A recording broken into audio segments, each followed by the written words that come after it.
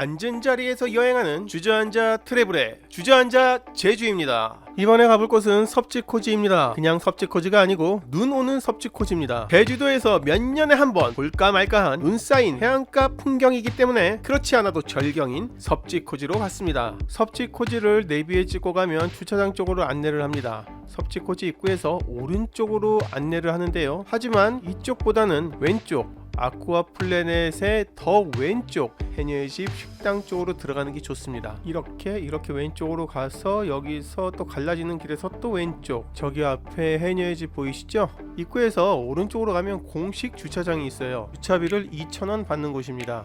사실 주차비가 아까워서 그쪽으로 안 간다기보다는 그쪽으로는 사람들이 너무 많아서 피하게 되더라고요. 이 영상을 혹시나 많은 사람이 보게 된다면 이제 이쪽으로 오시는 분들도 늘어나고, 그렇게 되면 이쪽도 혹시 통제를 하지 않을까 하는 걱정이 들긴 하지만 제가 그렇게 영향력이 있을 리가 만무하죠. 지금은 잃을 게 하나도 없어. 잃을 것 좀 생기게 구독과 좋아요 부탁드립니다.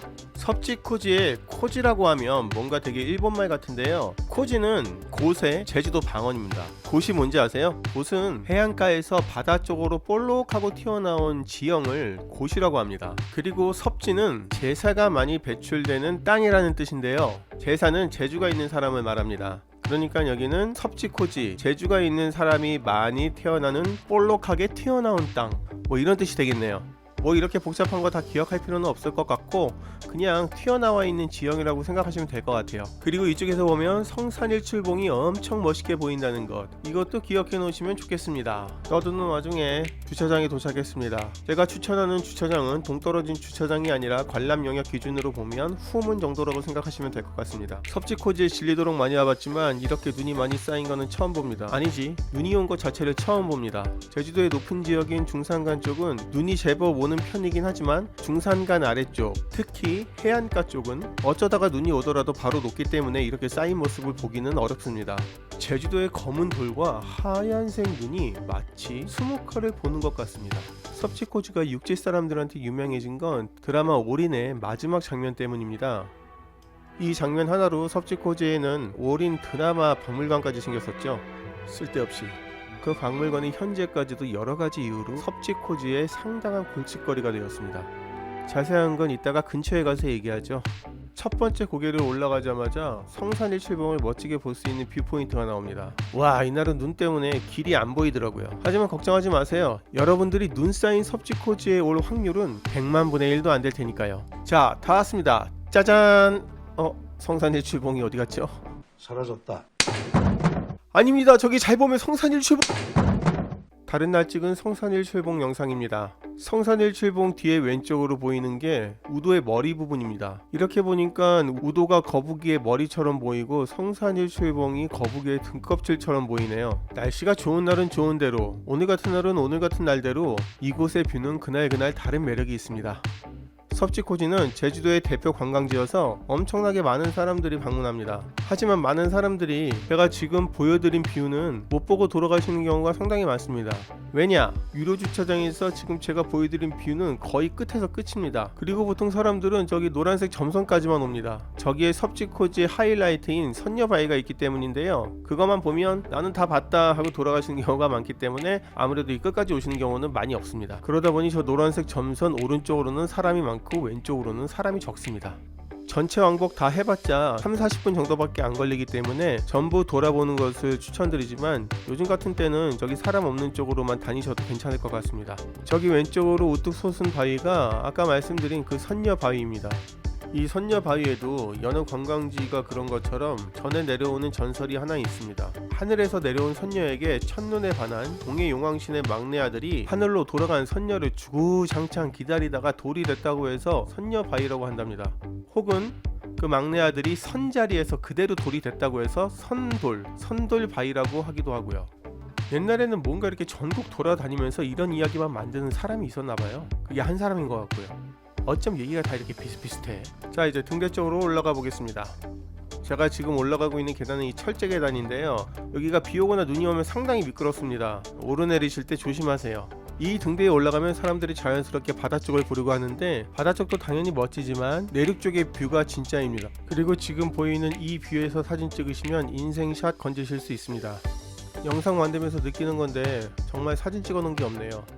올해부터는 많이 찍어야겠습니다. 성산일출봉 쪽으로 보이는 저 건물이 글라스 하우스라고 하는데요. 일본의 세계적인 건축가인 안도 타다오가 설계한 건축물로 정말로 아름답기는커녕 성산일출봉을 딱 깔아서 정말 치워버리고 싶네요.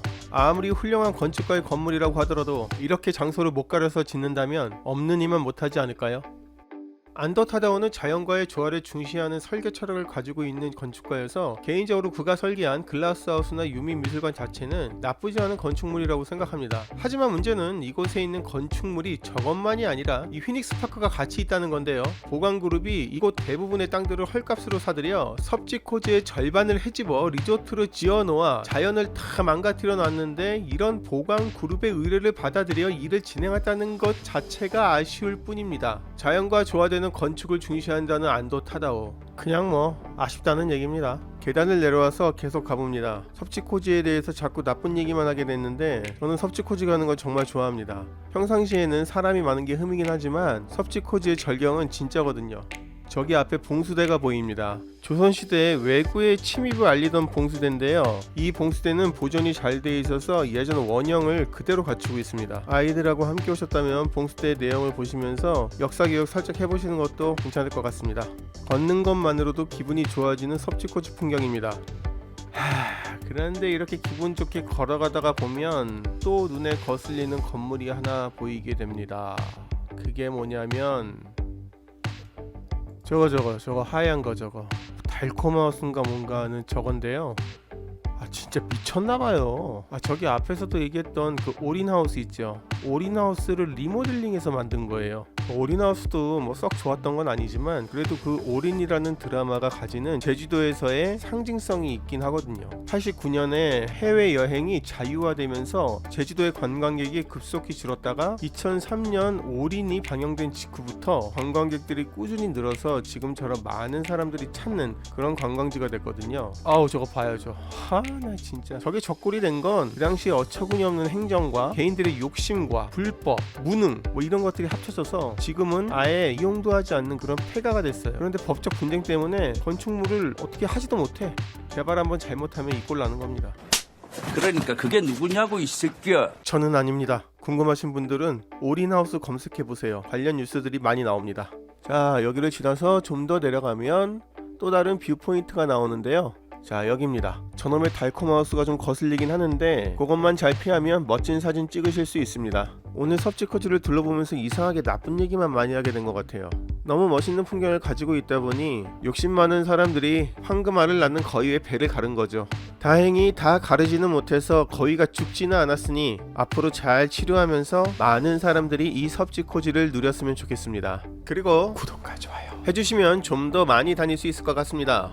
여행을 가고 싶어도 여러가지 이유로 못 가시는 분들을 위한 채널 주저앉아 트래블, 아직 구독과 좋아요 안 하셨다면 구독과 좋아요 눌러주세요. 구독과 좋아요 눌러주세요. 구독 끝.